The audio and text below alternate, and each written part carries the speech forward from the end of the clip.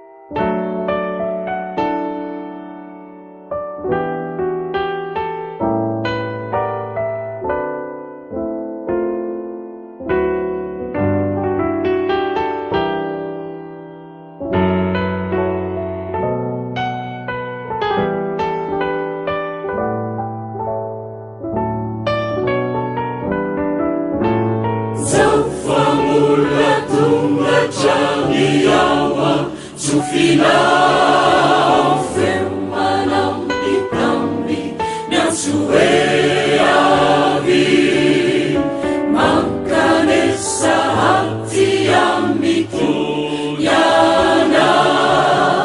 izachucha kiniti Feli Kristino miatefa Simaduna wampuna Azilauzana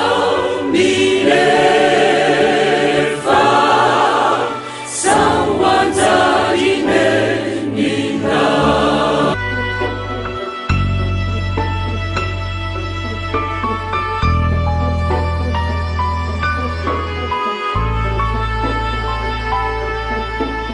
Fantani familumang wanati utabete Yalanefa Safakayana Fununa Hanampizi Maneke Nia Swavanyanjanja Simaduna Wampuna Hazilauzana milefa Sawantarine nina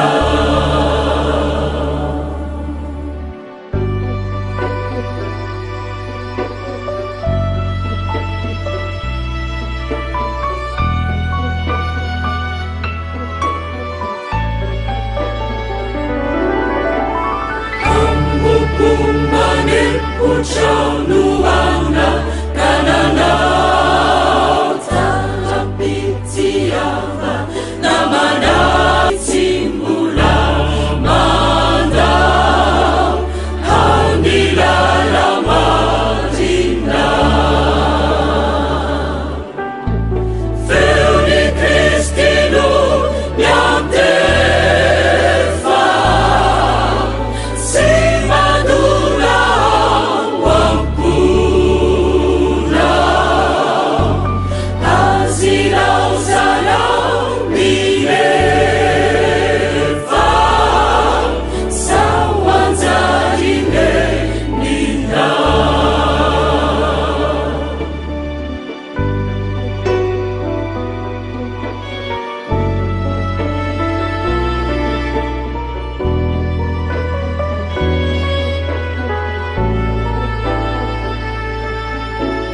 Nisi fecha ni faminjau kuwa tuluni Jauli swadina vawitadiana Ka alam nilalana naturuni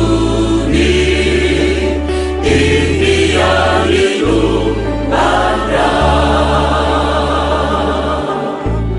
Easy to defeat Farina. See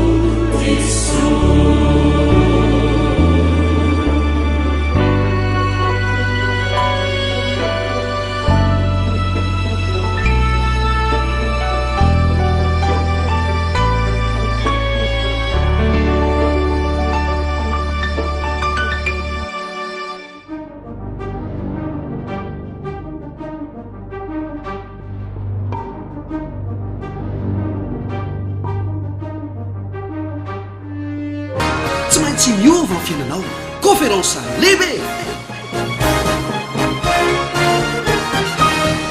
riava malala raha mino an jesosy kristy ianao ka manaiky azy ho tondro mpamonjy ny tenanao manokana ka nalava azy ianao dia sandrany indray ary tsy maintsy miova ny fiainana. ny 7 hatramin'ny 7 jona tsy maintsy miova ny fiainanao. Conférence lehibe riava malala raha mino an jesosy kristy ianao ka manaiky azy ho tondro mpamonjy ny tenanao manokana ka nalava azy ianao dia sandrany indray ary tsy maintsy miova ny fiainana. ny 7 hatramin'ny 7 jona 24 isakariva amin'ny enora eto amin'ny radio Oasis. arahanao amin'ny page Facebook radio Oasis Tana 106.4 FM. tsy maintsy miova ny fiainanao.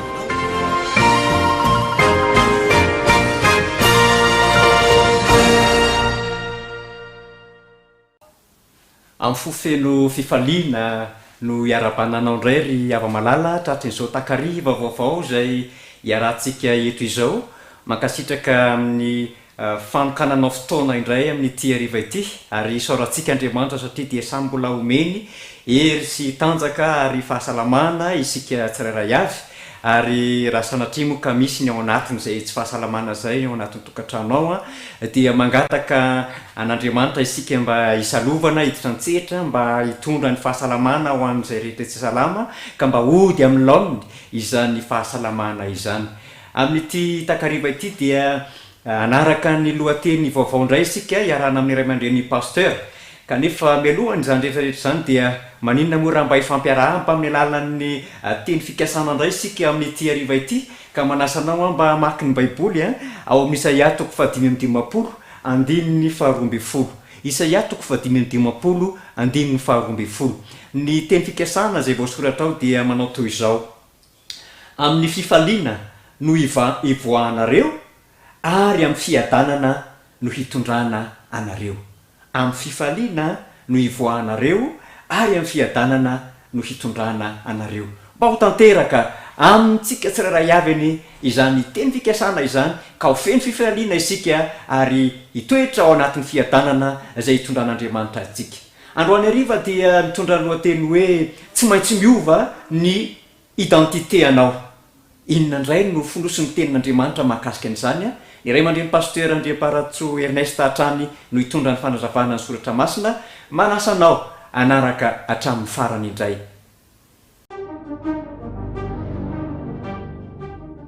Ary mpandresy ianao matombola afaka manaraka sy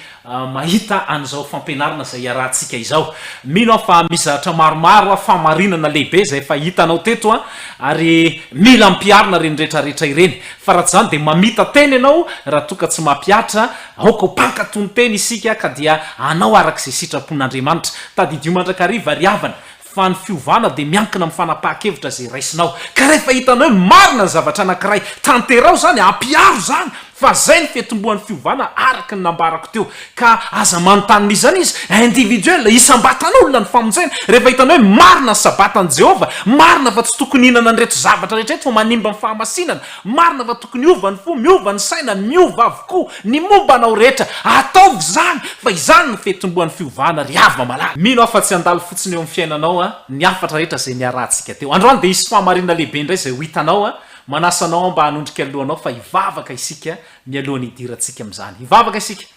Tompo Andriamanitra ray tsy tompo efa ny zavatra rehetra. Ianao lay Andriamanitra ny Andriamanitra rehetra, tompo ny tompo mpanjaka ny mpanjaka, mendrika sandratra ianao ary ka hisandratra avy amin'ny toerana rehetra ny anaranao sy ny voninahitrao. Mpanota tsy mendrika izahay, maloto molotra, maloto fisainana, enina dia zao mpanomponao mitondra ny afatra zao mety ho zany lohany amin'ny mpanota aminay rehetra kanefa noho ny fahasoavan'i Jesosy Kristy dia azonao ovana ny fosiny saina rehetra ka ho mendrika hitondra ny afatra any amin'ny tsirairay avy. Dia mitenena indrindra ianao tompo fa mieno indray mpanomponao rehetra amin'ny anaran'i Jesosy. Amen. Ny famarina lehibe zay ho jerentsika androany indray zany dia ny hoe tsy maintsy miova ny identité anao. Tsy maintsy miova ihany koa ny fitafianao. Misy zavatra anankiroa zany miova androany: ny identité an'le olona, zany hoe tena ny fomba hahafantarana azy mihitsy. Zay moa mahatonga an'ireny hoe carte d'identité nationale, ilay kara-panondro mihitsy zany. Fa mahazo kara-panondro, ny anaranao miova. ny adresinao miova ihany koa ninona miova ihany koa hatramin'ny daty aterahanao androany satria miova zany identité anao zany hatramin'ny ray aman-dreninao miova iza ny tena rainao de eo ihany koa ny fitafianao ihany koa zany de miova miaraka am'izay tsy ho akanjonao io tsony nanaovana rahalahy tsy ho tsony rahalabavy fa miova hatramin'ny fitafianao de ho hitantsika eto hoe inona moa zany ny tena tafian'le olona fa zay mahatonga antsika miresaka an'le tsy maintsy miova ny fitafianao sy ny identité anao lay momba anao mihitsy mba ahatonga anao hoe olona mendrika hiditra any am'le jerosalema vaovao anisany tsy ambaratelo anankiray ty idiranao any amin'ny fanjakan'andriamanitra akoatran'izay efa hitantsika de tsy maintsy ty zavatra anankiray ireto fahamarinana reto hoe alalovaina mihitsy ny kara-panondronao ny carte d'identité anao ary miova miaraka am'izay koa ny fitafianao fa tsy zay akanjo rehetra de mety hoentina avokoa any am'izany fanjakan'andriamanitra izany ry ava malala androany isika dia te anontany anao movenao taranaka-rajako ndrendray matsy isika de mieritreritra fa ny olombelona ary be debe ny ampianarina ny am'izany ireo paisiansa de milaza mihitsy fa isika de mivoatra miandalana avy amin'ny ireo biby kely isan-karazany de kakana de olitra kely de lasa trondro de lasa tsy boboka de tsy fantatro tsony lasa miakatra ty ambony tany de lasa nisy volo de nitsangana de miondry de rehefa aveo de lasa olombelona zany ny fampianarana ny amin'ny ataontsika hoe evolutioniste ireo mampianatra mivoatra miandalana fa zamla karazan-javatra maro samihafa izao ninonino nampianariny olona ny sasany de miezaka mihitsy mijery hoe tahaka n'ireny tarehany valan'ny ranona rajako reny mihitsy angesika ohatran'ireny gidro reny tsy ariavana olombelona izay no arian'andriamanitra ianao tongotra amantarana nasiany fofinaina mahavelona ka namanahoana na manahoana mety pozinao ao am'izao rasotoana izao toviana atsika olombelona amin'ny karazana biby sy rajako isan-karazana kanefa tsy avy am'izany ianao ny tenin'andriamanitra ao anatin'izay de hoe tsy maintsy miova aloha ny identité anao fa ianao tsy avy amin'ny rajako fa ianao zanak'andriamanitra ianao ary hitantsika hoe lasa zanak'andriamanitra ny olona anankiray rehefa mandray an' jesosy kristy ho tompo sy mpamonjy ny tenany manokana miova hatramin'ny ray aman-dreninao tsy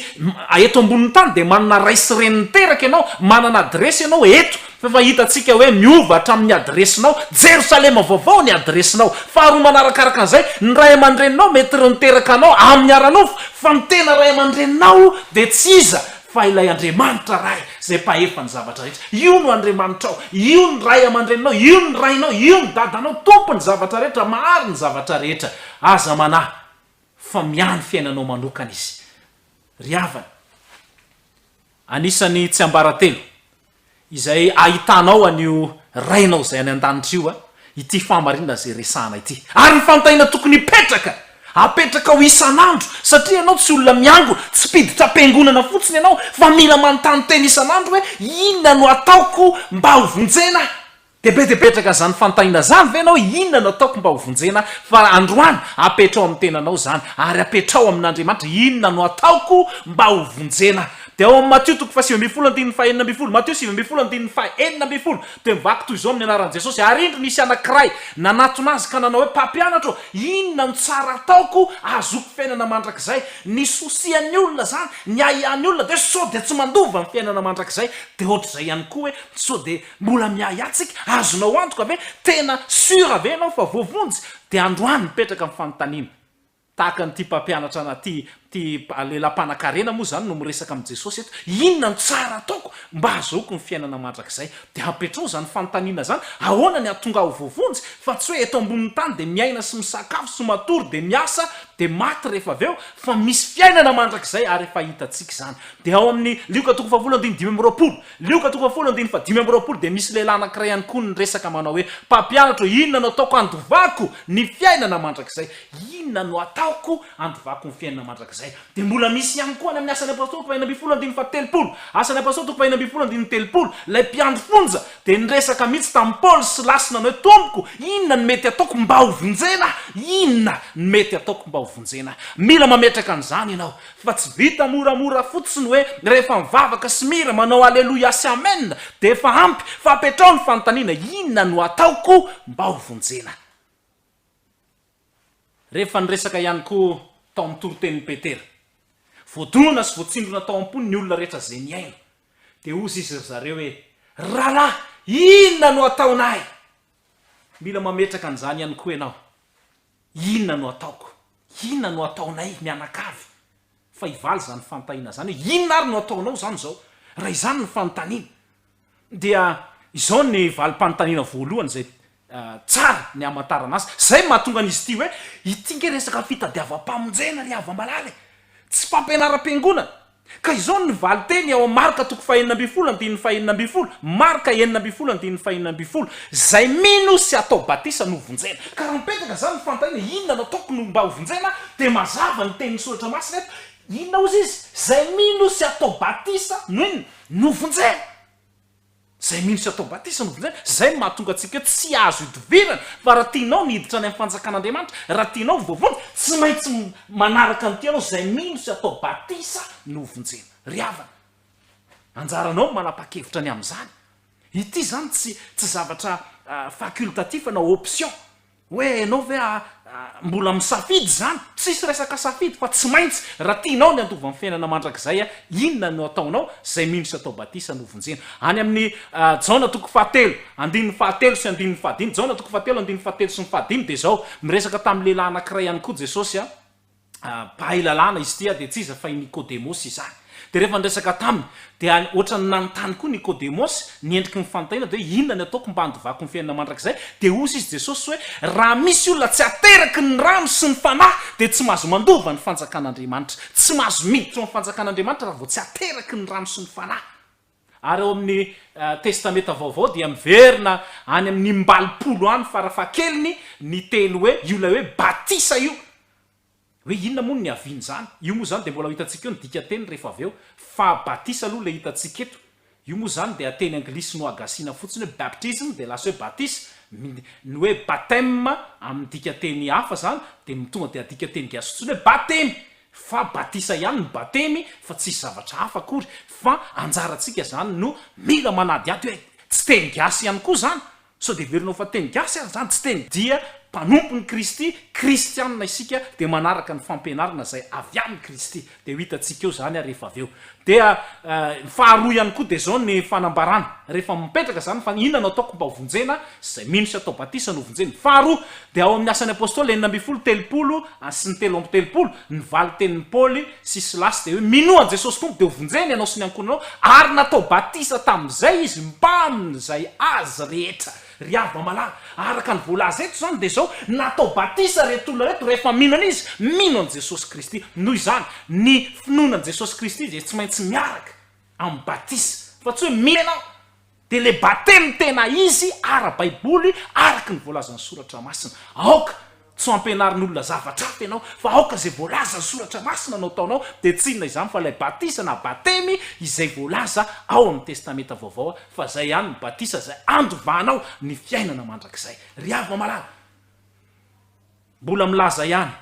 ny tenin'Andriamanitra ao Petera faharoa toko fahatelo andininy faharoa amby roapolo Petera voalohany azafady toko fahatelo andininy faharoa amby roapolo Petera voalohany toko fahatelo andininy faharoa amby roapolo de milaza toy izao zay mamonjy anareo mamonjy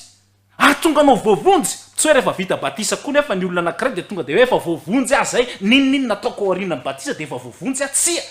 zay zany ny problème le une fois sauvé toujours sauvé tsia fa ao aorianany batisa zay zany le hoe zay mino sy atao batisa no vonjena de misy tenin'ny Kristy indray rehefa hoe zay maharitra hatramin'ny farany no vonjena ka so de hoe farany tsy memotra tsy manaraka fampianaran-diso fa maharitra hatramin'ny farany mandra-piavin'ny Kristy eny amin'ny raolanitra zay no atao hoe olona anankiray zay ho any amin'ny fiainana mandrakizay ka eto zany ny lakile amahanao ny fiainana mandrakizay ny lakile aoka ianao tena nanapa-kevitra mba hiroso am'izany tsy maintsy zanatohatra anankiray atongavanao any amin'ny famonjena ny batisa zanatohatra ny sabata zanatohatra ny fahamasinana tsy fikasiana an'ireo zavatra maloto rehetra zanatohatra ny fiovam-po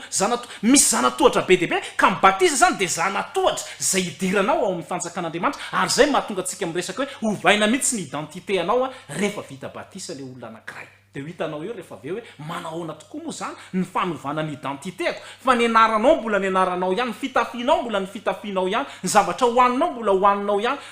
noho izany tsy mendrika hiditra ny fanjakan'Andriamanitra ianao raha toa ka tsy miova hatramin'ny identité anao ny rainao de ny rainao zay ny an-danitra miova hatramin'ny ray aman-dreny ry havana moa ve Jesosy natao batisa ary mahafinaritra amin'i Kristy de zao izy rehefa miteny hoe mandeha nareo ataovy mpianatra amin'ny firenena rehetra manao batisa azy de zao izy mihitsy aloha natao batisa ary Jesosy natao batemy natao batisa ne Jesosy marina fa endriky ny fibebahana hoe ny olona anankiray zay manota zany ka iova fo de atao batisa atao batemy de zao mibebaka le olona ary jaona moa de nanao batisa de zao Jesosy nefa tsy nanota fa izy natao batemy natao batisa zao voalazany soratra masina mikasika an'izay fahamarina zay Matteo 7:5-7 Matteo 7:5-7 de mivaky toy zao ary Jerosalema sy Jodia rehetra mba mitany rehetra amorony Jordana de nivoaka nakany amin'ny Jaona ka natao mibatisa ho amin'ny ony Jordana ireny rehefa niaiky ny fahotana miaiky ny fahotana ianao de atao batisa ary lay toerana zay anaovana batisa tamin'izany fotoana zany de any amin'ny ony Jordana tsy rano anaty koveta na ao anaty barika na ao anaty so na ao anatin'ny vera kely na ao anaty vilia baolina ny ony Jordana tamin'izany fotoana izany fa tsy voatery ho any a Jordana foana koa ianao vao atao batisa fa Kristy de efa milaza be ny toerana anaovana batisa rehefa jerentsika ny tantaran'ny soratra masina ny bokyny asan'ny apôstôly de zao hoe hitantsika eo fa ony tamin'izany ranobe nge zany ony zany ry ava-malala efa misy hevitra sady zany ao anatinao hoe hay zany ny fanaovana batemy na batisa aloha de ranobe ony Jordana ary nakany daholo ny olona natao batisa tamin'izay fotoana izay efa misy hevitra tsidika sady aoka ianao tena lina tsara ny amin'izany de inona ozy izy nandeha tany Jesosy nanatona ny Jaona izy izy mba ho ataony batisa ao amin'ny 7:5-5 de Jaona ndray nanda hity fantatsika tsara ny tantara hoe za ndray ve no andeha anao batisa anao nefa za no tokony ataonao batisa de ozy izy mivaly teny Jesosy amin'ny 5:5 ekeo ihany ankehitriny fa izao ny mety amintsika atanteraka ny fahamarina rehetra ka de ny ekeny izy noho izany misy ny tena tsy piana menamena be hoe atanteraka ny fahamarinana rehetra ny fahamarinana zany de ity batisa ity ary raha toy ianao ka te hiditra amin'ny fanjakan'Andriamanitra io fahamarinana io tsy maintsy ekeny satria Jesosy nametraka an'izany ary nanome modèle nanome exemple mihitsy Jesosy hoe tsy maintsy atao batisa nanatona ny Jaona izy nakany amin'inona ozy izy nakany amin'ny ony Jordana de rehefa vakitsika io Matteo 7 io de ozy izy rehefa avy eo amin'ny rano niaraka tamin'izay izy zany hoe ny olona atao batisa zany ry ava-malala de matoa nisiny hoe niakatra avy eo amin'ny rano de avy naninona zany le olona nidina ao anatin'ny rano ka Jesosy zany nidina tao anaty rano zay vao niakatra tao avy ao anaty rano ny olona zay atao batisa de midina ao anaty rano fa tsy mijoro eo ambonin'ny ciment na eo ambonin'ny carreau fa midina ao anaty rano tahaka an'izay nataony Jesosy de rehefa niakatra ozy izy de naninona ary indro nisokatra tamin'ny lanitra ary hitany fanan'Andriamanitra nidina tahaka ny voromailala ka nakeo amboniny ary injao nisy feo avy tany an-danitra nanao hoe ity ny zanako malalako zay sitrako eto ny mahatanteraka ny fahamarinan'Andriamanitra telo zay iray Jesosy lay zanaka lay atao batisa ny fanan'Andriamanitra lay fanahy masina midina eo ambonin'i Jesosy ary lay Andriamanitra ray izay miteny avy any an-danitra hoe ity ny zanako malalako mahatanteraka ny fepetra samy Andriamanitra ireo fa manana ny anjara asa tsirairay avy fa teo amin'ny batisan'i Jesosy no confirmena ny fomba fiasan'Andriamanitra amin'ny famonjena lay Andriamanitra telo zay iray ka eto zany de zao ny voalaza eo hoe nidina avy ao anaty rano nidina tao anaty rano izy niakatra avy ao anaty rano ary eto niova ny identité ny olona anankiray tahaka an'izay niseho tamin'i Jesosy fa rehefa vita batisa ny olona tonga de miova hoe zanak'Andriamanitra ianao ka manomboka androany ianao raha manapa-kevitra ny anaradian'i Jesosy ka manaiky atao batemy atao batisa midina ao anaty rano de zanak'Andriamanitra ianao efa zanany ianao tany amin'ny famoronana ary mbola zanany ianao rehefa atao batisa indray ry ava-malala arak'izany ambarako zany de zao hoe manatona ny Jaona ny olona tamin'izany fotoana izany ataony batisa any amin'ny ony tsy maintsy zay ny lalana lalovana midina anaty rano be no anaovana batisa ary mba hatonga ny olona anankiray ho voavonjy dia tsy maintsy lalana izay ho diavina izany move ianao tena mino an Jesosy Kristy move ianao tena mahatoky fa marina ny voalazan'ny tenin'Andriamanitra fahamarinana tsy azo lavina zay voalazan'ny Baiboly Jesosy ny nanome ohatra ny mikasika an'izany rehetrarehetra izany indrindra no mahatonga antsika manao hoe lalana tsy azo idivirana zanatohatra idiranao amin'ny fanjakan'Andriamanitra Jesosy aza Kristy Jesosy aza Messi natao batisa ry ava ka iza zay olombelona kely mpanota tsy mendrika ity ndray ve no tsy ho atao batisa tsy maintsy atao batisa isika zay mino sy atao batisa no vonjena ary raha tianao ny andova amin'ny fanjakan'andriamanitra dia miditra am'izay zany ny fahamarinana ara-baiboly ary tsy misy fahamarinana azo ambara mikasika an'io batisy io akoatran'izany voalazantsika izany satria fampianarana mazava loatra avy eo amin'ny soratra masina izany mazava loatra amin'ny testamenta vaovao ary tsy maintsy manaraka an'izany ny zanak'andriamanitra rehetra zay te andova ny fanjakan'andriamanitra ka tiany mihitsy confirme hoe za de aneo ampabe masony finoko an' Jesosy Kristy mino azy sady mpamonjy ny tenako manokana izy noho izany asehoka amin'ny olona rehetra fa androany de hidina ao anaty rano ary ho atao batemy ho atao batisa zava-dehibe izany rehetrarehetra izany inona moa ny dikan'ilay teny hoe batisa satria eo koa zany mba ahafahantsika mahazo hevina voalohany aloha zany de ranobe faharoa ny dika teny grika mihitsy angery avana hoe batijo na hoe batijen de zao midika hoe manitrika manatsoboka ao anaty rano mihitsy ange ny dikan'izany milentika ny anaty rano zay nahazahoana le teny grika hoe batijo ka raha ohatra zany ianao ka hoe olona mijoro atete le izy na afafy le izy na atao sary azo fijaliana kely tsy mifanaraka am'le dika teny lay voambolana mihitsy zany misy fahadisoana ary zay mahatonga atsika hoe andao aloha jerena mihitsy ny dika teny fototra rehefa miresaka ny zavatra tahaka am'tony ka eto zany de aletika asitrika ao anaty rano araka ny hitatsika fa tsy hoe olona mijoro fotsiny de anjaranao zany mahita hoe tena ara-baiboly zany ary mbola mafisy ny Romanina toko fahenina andiny fahatelo sy ny faefatra Romanina toko fahenina andiny fahatelo sy faefatra de mivaky toy izao amin'ny anaran'i Jesosy tsy fantatrareo hoe fa naiza na iza isika no efa natao batisa ho amin'ny Kristy Jesosy de natao batisa ho amin'ny fahafatesana de toizan'le izy hozy izy koa niarana levina tamin'ny batisa ho amin'ny fahafatesana isika mba ho tahaka ny nananganana ny Kristy tamin'ny maty tamin'ny voninahitry ny ray no andehanantsika kosa amin'ny fiainam-baovao mazava zany tenin'Andriamanitra zany fa ny olona atao batisa de niaraka alevina efa nandevina ve ianao fa tsisy hoe olona nalevina de ny tongony fotsiny nasitrika tao anaty fasana na natao anirotra de hoe ny lohany avelao hitsiritsirika eo ihany fa mivatany ihany na hoe naka tany kely amin'ny tanana ny mpandevina dia nataony teo ambony kibon'le olona zay maty de nodiny olona rehefa avy eo tsy ariavana fa ny atao hoe alevina de asitrika tsy zavatra hita intsony ka tahaka an'izany mihitsy mibatemy na mibatisa tahaka ny endriky ny fahafatesan'i Kristy de nalefa ao anatin'ny fasana Kristy nikatona ny varavara-pasana fa nitsangana indray izy tamin'ny andro voalohany amin'ny herinandro de ny andro alahady izany nitsangana tamin'ny maty Kristy ary zay ihany koa lasa mandeha amin'ny fiainam-baovao miova ny identité anao satria mandeha amin'ny fiainam-baovao ianao inona no alevinao anatin'ny rano ianao de ohatran'io ihany ny volonao de io ihany ny volom-bavanao de io ihany ny couleur ny hoditrao de io ihany fanano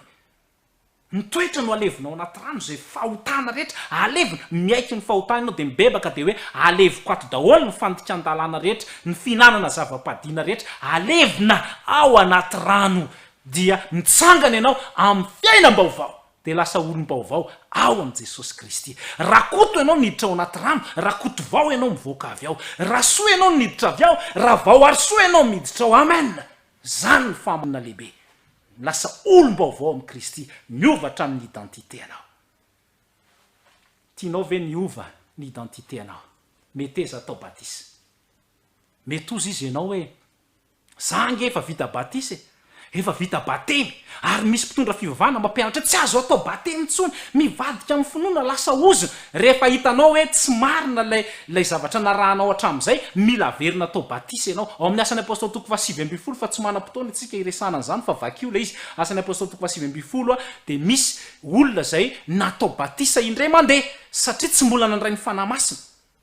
ary zao ho hitatsika eo rehefa aveo hoe inona reo fepetra mialohan'ny batisa mba hitanao hoe mila averina atao batisa ve ianao rehefa tsy batisa le nanaovana anjely na tianao na tsy tianao satria ianao andova ny fiainana mandrakizay de zao tsy maintsy ateraky ny rano sy ny fanahy mba hanananao fiainana mandrakizay de zao no izy ry ava-malala hoe tsy maintsy averina atao batisa indray le olona mba hahatonga azy ho tena madio tanteraka am'izay fotoana izay ianareo rehetra de zanak'Andriamanitra amin'ny finoana Kristy ny fitafianao ary mila mitafy ny fiadian'Andriamanitra ianao zay voalazany amin'ny Efesiana fa androany de iza ny tafianao Kristy tafianao mihoatra noho ny antibaly io mihoatra noho ny imperméable io rehefa tonga ny oram-baratra sy ny tafiotra amin'ny fitsapana rehefa Kristy ny tafianao afaka mandray fa jesosy kristy ny tafinao ninninona fakapana afaka mandresy an'izany ianao ninninona zana tsy pika alefa ny devoly satria jesosy no tafinao lasa mpandresy ianao ninninona aretina tonga eo aminao sy eo amin'ny manodidina rehetra rehefa jesosy no tafinao de tsy manan-kery tsy manam-pahefana hitafio jesosy kristy ovay ny fitafinao mila miakanjo ny akanjom-pamarinan'i kristy mila isory ny io akanjonao izay maloto ara-panazy zany resako zany sao de hibridany eo indray ianao ary anisan'ny zavatra very voalohany indrindra tany amin'ny saedena de ny voninahitr'Andriamanitra tonga de mibridana ary isika ihany koa very ny fahotana voalohany de ny tsy fisinana zany akanjo-pahamarinana zany noho aminao hoe akanjo mifinjifinjy ve slim ve izay mifinjifinjy rehetrarehetra tsy zay ny tiako resana fa mila miova ny akanjo-pahamarinan'i kristy tsy maintsy tafinao manomboka androany ry havana zany ny fahamarinan-dehibe atao batiza ve ny zazakely satria mipetraka amin'ny fanontaniana de izao efa taty aoriana be fivoriana tany ravenangy ry hava malala tany Italia tamin'ny 1311 tao aorianan'i kristy voneke efa taty aoriana be nge zany tamin'ny 1311 jereo ny tantara fa isika olona mandinika ny tantara zay voekena ny famafazana ny rano sy ny sisy fa ny ara-baiboly ny ara-baiboly de nasitrika foana ny batisa hatrizay inona ary ny fepetra mialohan'ny batisa amarana antsika an'izao fampianarana mibebaka le olona ary zay mahatonga ny tenin'Andriamanitra ao amin'ny asany apôstôly toko faharoa andiny fahavalo amby telopolo mibeba areo ka samy atao batisa amin'ny anaran'i Jesosy Kristy ianareo rehetra mibebaka le olona de atao batisa le olona miaiky ny fahotana miteny amin'i Jesosy hoe retony tsy mety de atao batisa le olona faharoa de ty mino lay hoe mino zany de mino an' Jesosy Kristy ho tompo sy mamonjy ny tenanao manokana mampiatra mihitsy ny fahamarinana zay voalaza amin'ny baiboly zay no atao hoe mino fa tsy hoe mino nefa ianao tsy mampiatra tsisy ezaka ataonao mihitsy na de kely aza tsy finoana zany fa mila ranasa ny finoana de hoy Filipo raha mino amin'ny fonao rehetra ianao de azo atao batisa azo atao ihany matsy an'le tandapa etiopiana amin'ny asan'ny apôstôly toko fahavalo andiny fito amby telopolo ny fahatelo farany de mianatra zay no mahatonga ny soratra masina hoe ary zay nandray tsara ny teny de natao batisa raha azonao zany fahamarinana zany mitady hoe ahoana ny afahako tonga amin'ity fahavitany batisa ity de atao batisa ianao eo teo moa de nisy teny manao hoe atao batisa amin'ny anaran'i Jesosy lasa problème koa amin'ny anaran'i Jesosy ve natao batisa sa amin'ny anaran'ny Ray sy ny Zanaka ary ny fanamasina ao amin'ny soratra fanamasina Jesosy zany grand maître zany Jesosy fa aty aoriana zany de zao Petera koa de niteny hoe amin'ny anaran'i Jesosy Petera disciple ka ianao raha notaniko ianao iza no ekenao ny teniny ny maître sa ny disciple raha za manokana aloha de ny maître ary mahatonga manao batisa amin'ny anaran'ny Ray sy ny Zanaka sy ny fanamasina satria zay ny tenin'le maître grand maître de Jesosy Kristy ka izao ny anankiray aza ny olona mety lay hoe amin'ny anaran'i Jesosy fotsiny ko ny amin'ny anaran'ny Ray sy ny Zanaka sy ny fanamasina indray rokory fa de mety zany io ny tena fanaovam-batisa araky ny baikon'i Jesosy Kristy ary de manao an'izany ny fiangonana zay mpanaradian'i Kristy rehetra de izao ny toizantsika le izy hoe zay nandray tsara ny teny de atao batisa raha voarainao fampianarana rehetra zay nataontsika teo miazaka za aingana hoe za atao batisa aza mijery ny izanizy aza mijery ny mivadinao zokonao ny rahavavinao ny mpiara-pitonga fivavahana hoe inona no ataoko fa ndao rehefa resy lahatra ianao hoe tokony atao batisa tonga de midira fa zany ny zava-dehibe ry hava malala mibebaka mino ary atao batisa zay mino sy atao batisa no vonjena fa zay tsy mety mino kosa de elohina anao ny safidy meteza atao batisa androany miazaka za iroso amin'ny ranony batisa manomboka izao aza miandrina izany izy fa meteza efa miantso anao Jesosy Kristy aza atao kory hoe zany mampianatra anao teto ny fahamarinan'ny tenin'Andriamanitra de mahasoa fampianarana ho fantsiana zay diso fitezana ny fahamarina ho fandresen-dahatra ny tenin'Andriamanitra ka raha resy lahatra ianao ny tenin'Andriamanitra nandresy lahatra anao fa fitaovana ihany ny tenanay aza mijanona amin'ny ampo-po fotsiny hoe zay efa tatoka de tsy miala mihitsy tsy mahavonjy anao zany mahavonjy anao de zao hoe zay minisy atao batisa no vonjena meteza atao batisa ao anaty rano be meteza ho asitrika alevina ao anaty rano resy lahatra ve ianao fa tokony atao batisa raha tena resy lahatra ianao miantso anao Jesosy androany eo ambony W eo ambony seza eo ambony fauteuil anao io eo ambony fandrina fa raha resy lahatra ianao hoe tena matotra ka mbola tsy nandalo tamin'ny rano batisa mety ozy ianao efa vitanao tsy maintsy asitrika ao anaty rano ianao averina atao batisa indray ry havana zava-dehibe ty batisa ity tianao jesosy matombo mbola tonga aminao zany antso zany raha resy lahatra ianao atsangano hoe ny tananao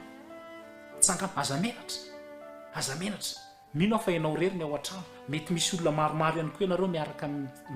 miaitoerana mitsangana mihitsy eo ampitoerana ary zao rehefa mitsangana eo ampitoerana ianao dia zao hoe tsy mifankahita isika fa mifononao mahavonjy anao atsangano eo foana ny tananao dia mitsangana eo ampitoerana raha sitrakao manaova pahanankiray eo aloha manaova dingana anankiray fotsiny miakatra eo aloha misaotra anao hivavaka ao anao zava-dehibe zao aza mpidinina ny tananao mandritra ny vavaka fa hitan'ny Kristy zao tananao mitsangana izao tompo Andriamanitra ray tsara sy masina indrindra zay ny an-danitra misaotra anao zay no ty fahamarinana momba mibatisa ity miova ny identité anay miova ihany koa ny fitafianay mitafy an' Jesosy Kristy zay lasa zanak'Andriamanitra izahay ity olona matotra tsara ao atokantrano eny amin'ny toerana rehetra zay andrenesan'izao fampianarana izao manangatanana izy ary efa nanao dingana ray miroso koa aza hitanao avokoa zany fahamatorana zany Jesosy ny angatahako sy angaviako aminao dia ahatonga n'izao olona izao ho anisan'ny olombonjena ary raha sitrakao engany mba tsy ho ela dia vita batisa ity rahalahy ity tonga amin'ny ranony batisa izy ianao mahafantatra ny daty aterahany indray miova ihany koa ny date de naissance ianao rehefa hanondro an'izany fotoana izany ampio izy mba hiazakazaka any amin'ny mpitandrina any amin'ny pastora izay manao batisa asitrika matandrina ny didin'Andriamanitra sady mino an' Jesosy Kristy mino a tompo fa holinany amin'izany ty olona ity apetraka aminao ny fiainany momba azy rehetra amin'ny anaran'i Jesosy amen dia izay indray ny fiarahantsika tamin'ity androany ity aza misalasala mametraka fanontaniana aza misalasala mihitsy mitady sy mitrandraka ny fahamarinana vonina nampy anao araka izay azo atao izahay satria olona ho any an-danitra ianao fa tsy olona tezaina eto amin'ity tany zay fandalovana ity ny tombony hoe nyhitanao mirary sondrindra amin'ny manaraka indray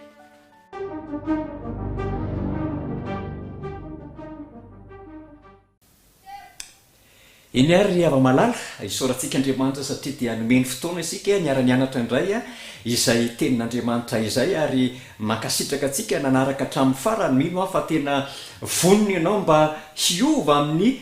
identité anao ary izany moa dia asan'ny fanahy masina mandresy lahatra atsika mba hanaiky ny amin'izay fiovana izay ka tsy olo-pirenen'ny tany intsony isika fa mba olo-pirenen'ny lanitra amin'izay ka rehefa hiditra ao amin'ilay tanàna vaovao dia afaka mandovan'izany isika tsirairay avy eny ary toy ny mahazatra alohan'ny isa rahantsika eto dia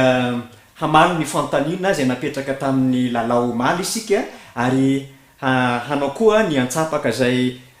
nahazo izany fanomezana izany ary aorianan'izay moa dia ny fantaniana mahakasika ny tenin'Andriamanitra nantoroteny zay indreny antsika teo indray no hapetraka amintsika ka ny fantaniana zay napetraka tamin'ny lohateny omaly ny amin'ny hoe tsy maintsy miova ny fihinananao dia izao zany ny fantaniana voalohany misy akony eo amin'ny navy ny fihinanana zay le fantaniana voalohany dia raha nanaraka tsara ny toroteny zay netindray mandeha ny pasteur teto isika dia ireto ny zavatra nolazaina misy akony eo amin'ny toetra misy akony eo amin'ny fahasalamana ara-bato anatin'ny baiboly mikasika an'izany misy anankiroa izy ao dia misy mitovitovy aminy koa akoatr'izay fa le tena nolazain'ny pasteur teto moa zany ny tena nangatahana taminao dia ny valiny ao amin'ny Levitikosy 1:7 andininy 7 sy ny 5:7 Levitikosy 1:7 andininy 7 sy ny 5:7 ny fantaniana fahatelo farany dia ny hoe inona no amantarana ny biby mandady tongotrefatra hoe fihinana lay izy sy inona ihany koa no amantarana ny any anatin'ny rano hoe fihinana lay hazan-drano zay le fantaniana napetraka izany lay famantarana kitro sady mandinika mamatokota izany zay ny atao hoe mandinika vakikitro sy mandinika zay ny biby mandady tongotrefatra ary ny anatin'ny rano kosa indray dia zay rehetra misy vombony sy kirany reo miaraka izany araka ny fanazavana zay nentin'ny pasteura teto ka izay ny valon'ny fantaniana fahatelo na marina daholo ny akamaroantsika rehetrarehetra olona telo sa efatra angamba no tsy namarina an'lay valiteny fa tena andiny ny hafa mihitsy no nameny a tsy misy fandraisany loatra tamin'ilay fantaniana zay napetraka fa ny akoatr'izay kosa nisy nitovitovy ihany ary ny maro moa de tena arak'izay valiteny nameko zay ny valiteny a namenareo ka de ankasitrana satria tena hitako hoe miaino tsara ianareo ary irina momba ianaratsika tsara sy iainotsika tsara hatrany a ny toriteny a zay mandeha eto ka izao ary tsika de iroso a eo amin'ny fakana ireo olona enina zay mahazo ny fanomezana indray a amin'ity ariva ity ny voalohany a dia ny 034 16 088 96 034 16 088 96 ny faharoa dia ny 034 30 034 30 998 15 998 15 ny fahatelo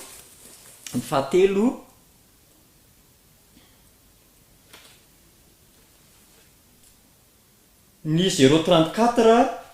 74 776 51 034 74 776 51 ny faefatra nahazo ny fanomezana androany dia ny 033 70 178 10 033 70 178 10 ny fahadimy